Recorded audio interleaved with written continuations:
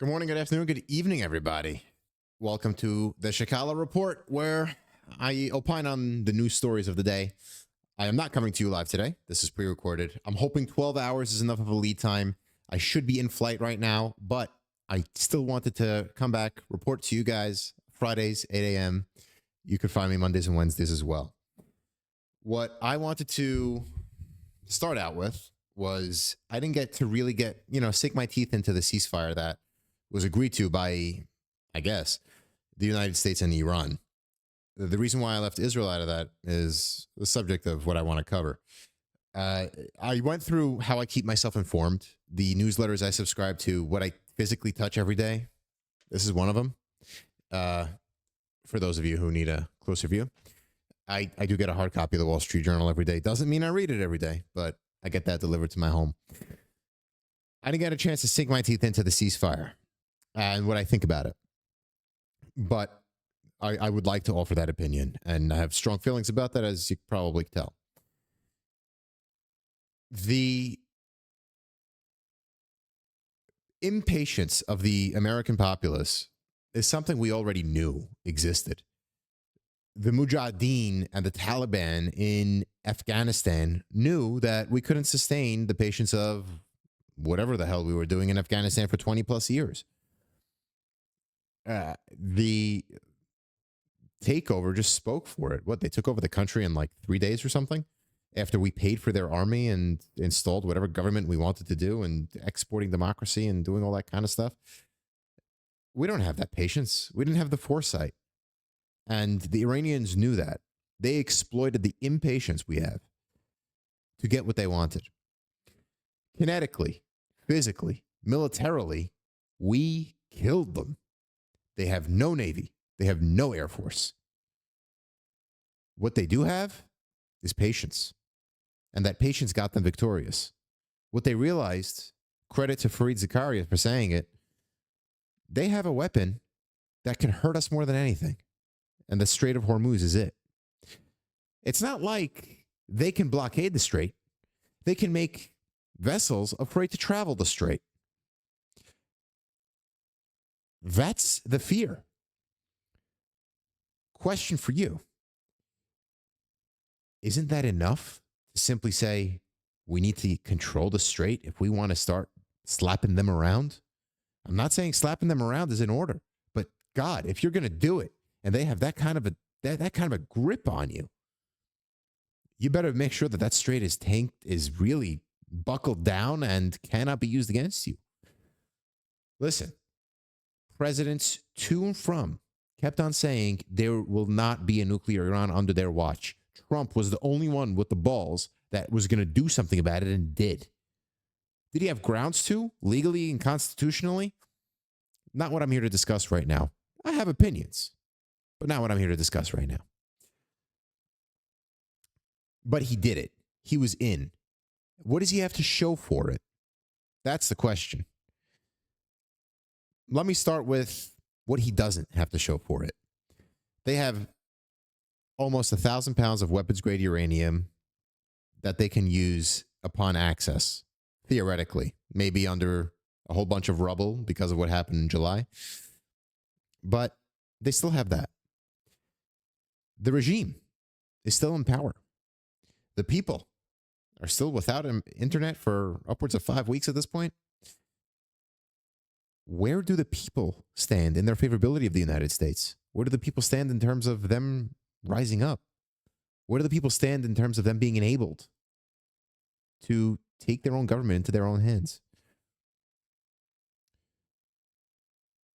That's what Trump doesn't have to show for it. What does he have to show for it? He shows that he's not afraid. He's not afraid to go in. He's not afraid to tell them, I'm here and you better listen. Because the only language you speak is force, and I'm willing to give it to you. Maybe this is a simple message of, if I want to, I'll be back. And guess what? I'm not asking no Congress. I'm not asking no deliberative body. I'm doing it in my sole capacity as commander-in-chief, and no one can stop me. The fallout. I'm seeing more and more headlines about this 25th Amendment being invoked. I cannot believe that the Democrats are going to go down this road after the lesson they were taught by the impeachments. The second one, I think, I was in favor of. The second one. The first one, clown fare. Clown fare. And the indictments later, they took it too far. They lost the presidency of it. They caused Trump to double down on the lawfare, which I find disgusting, to be honest with you. And now they're speaking up the rhetoric of invoking the 25th. Good luck getting that cabinet to invoke the amendment. Yeah, right. So, Democrats, you're going to win the midterms so nice and handedly. That's probably the whole reason why Trump decided to go into this Iran war. I mean, come on.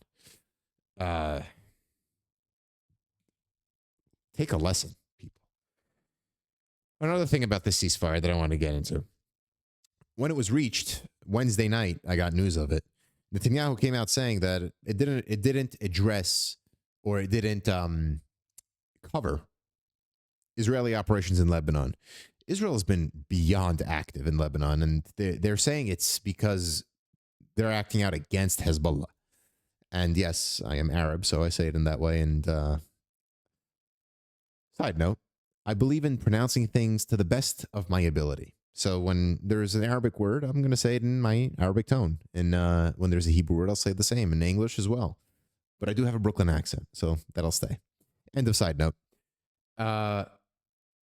Today, Fox News reported that Netanyahu said he was in negotiations with the Lebanese government to, I guess, ceasefire in coinciding with the Iranian ceasefire, whatever's going on there.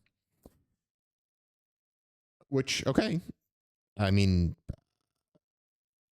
honestly, I didn't know what threat Hezbollah still held over Israel after Israel really did whatever they needed to them in the summer or in the 6 months prior by killing Nasrallah the way they did and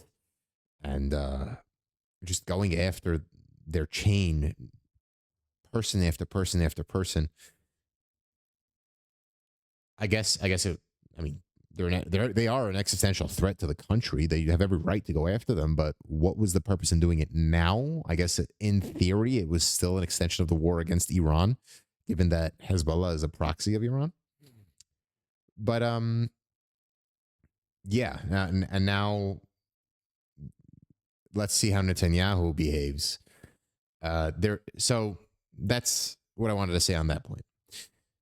On the second point, or I don't even know what I'm up to at now.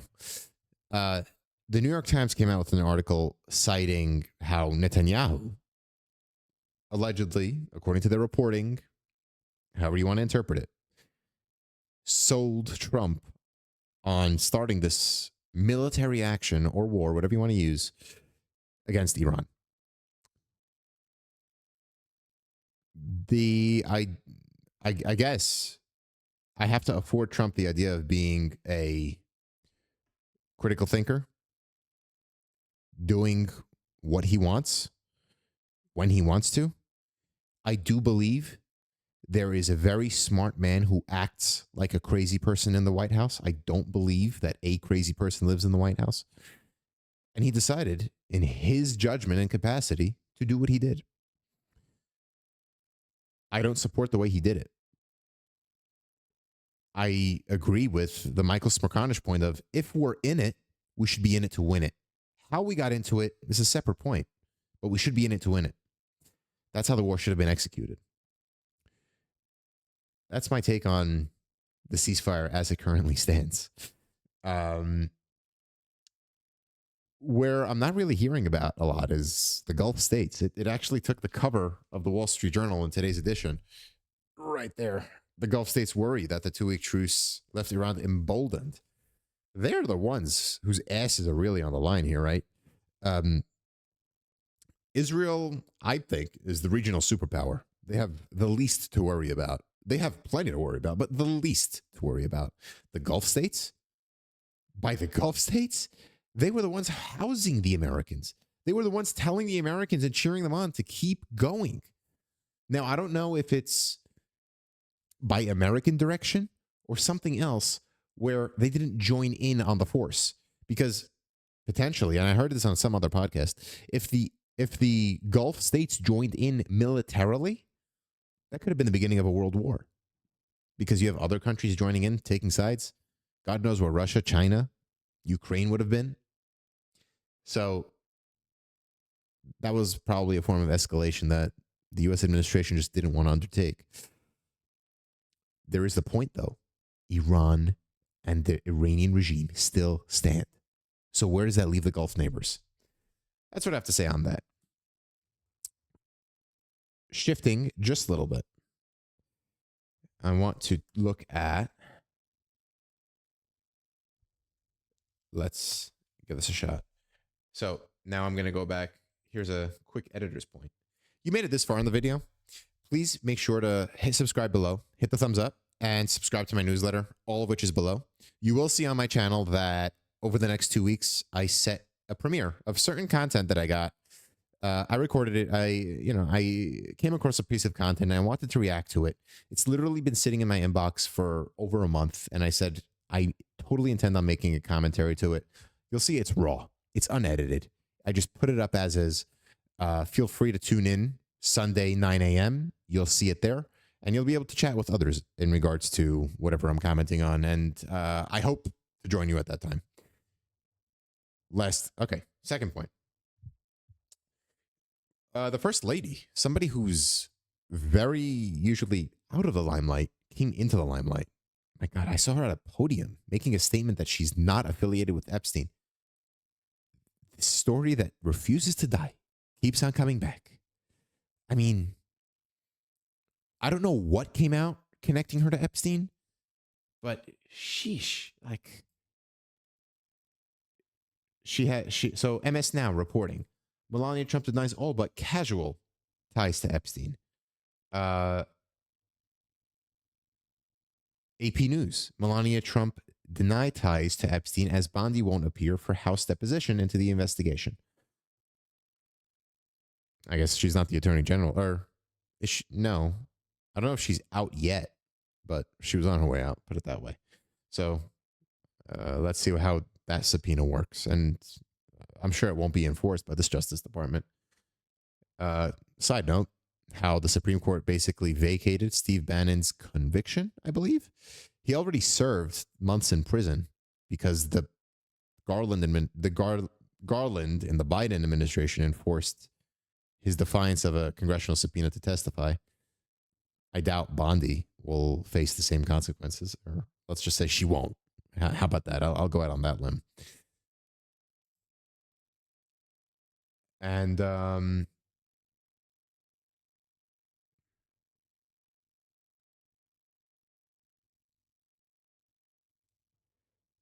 think that's really all the headlines I want to tackle, because a lot of it has to do with the ceasefire, and I just gave you, like a 10 minute opinion on it, and I want let's see how that works.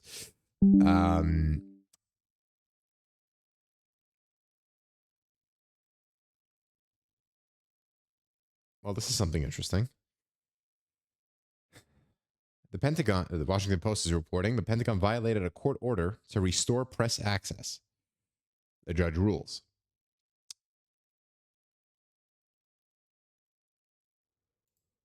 Let's see, CNN's reporting here. Federal judge on Thursday blocked the Pentagon's latest bid to limit press access, tearing at the Department of Defense in a stinging ruling, warned that suppression of political speech is the mark of an autocracy, not a democracy. U.S. District Judge Paul Friedman wrote that. Maybe tipping his hand to where he stands politically.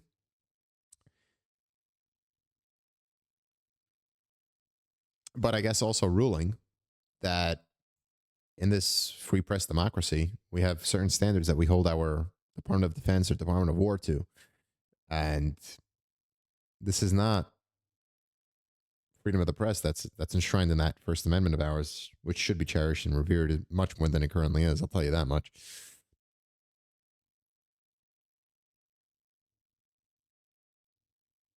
So the new policy invoked slightly different language that was already struck down. And I'm trying to see here.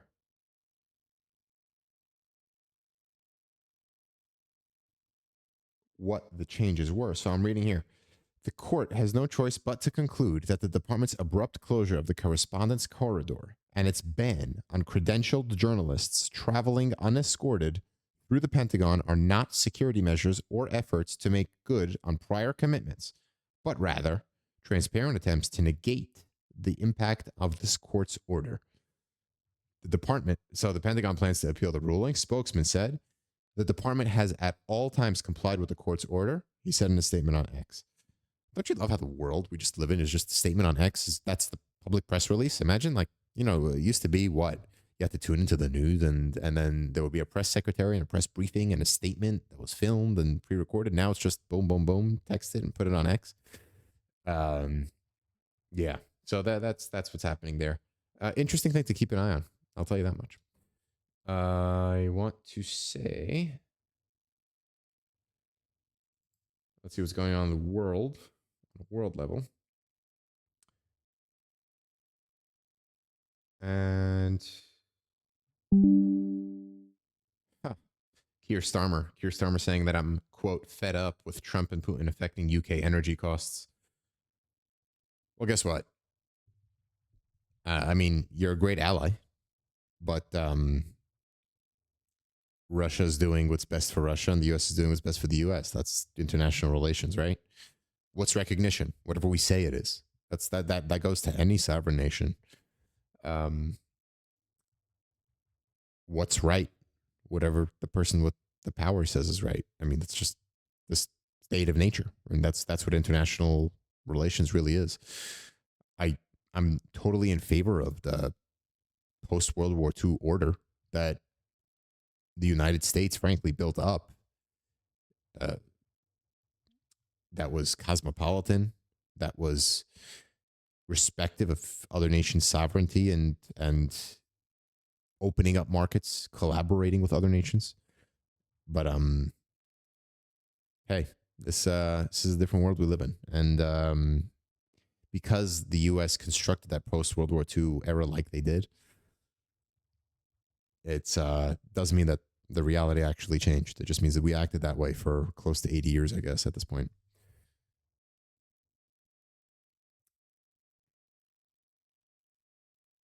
And look at this. Bloomberg is still reporting Hormuz traffic still blocked as Iran tries to formalize control.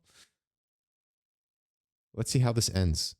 There are reports of Iran demanding $2 billion for whatever vessels want to cross the strait, and they'll split it with Oman, which gives them, I don't know. Sorry, maybe 2 million, and they'll split it with Oman. I don't know, something like that. Some absurd amount of money, and that would leave Iran richer than they were before this war. Alan Dershowitz came out with a suggestion of if Iran insists on allowing some vessels through the strait, the United States should take control of the strait and allow all vessels to pass through.